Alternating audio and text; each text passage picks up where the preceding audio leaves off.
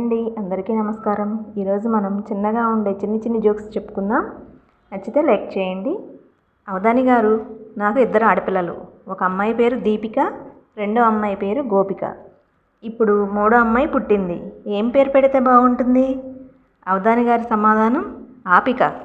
ఇలాంటివి మరికొన్ని చూద్దాం జోక్స్.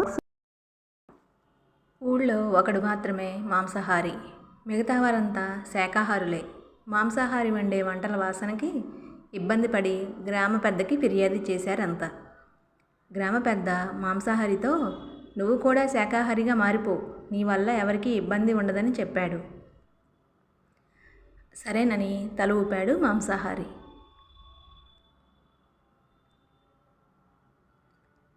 గ్రామ పెద్ద మాంసాహారి మీద గంగాజలం చల్లి, నువ్వు పుట్టుకతో మాంసాహారివి, ఇక నుండి శాకాహారివి అని అన్నాడు.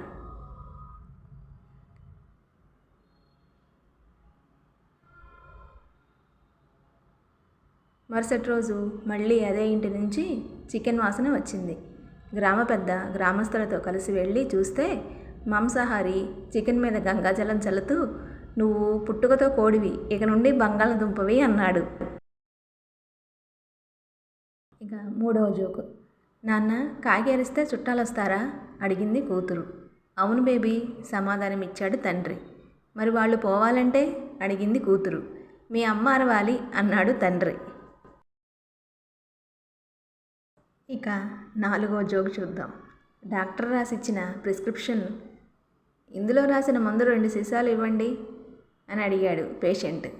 2 ఎందుకండి అమాయకంగా అడిగాడు షాపువాడు. పేషెంట్ అంటున్నాడు, ఈ సీసాలోని మందు నిద్రపోయే ముందు తాగమన్నారు, 1 ఇంట్లోకి 2 ఆఫీసులోకి అని అన్నాడు. జోక్స్ బాగున్నాయి కదా. మరిన్ని కావాలంటే మా ఛానల్ని సబ్స్క్రైబ్ చేయండి, లైక్ చేయండి, షేర్ చేయండి. Thank you.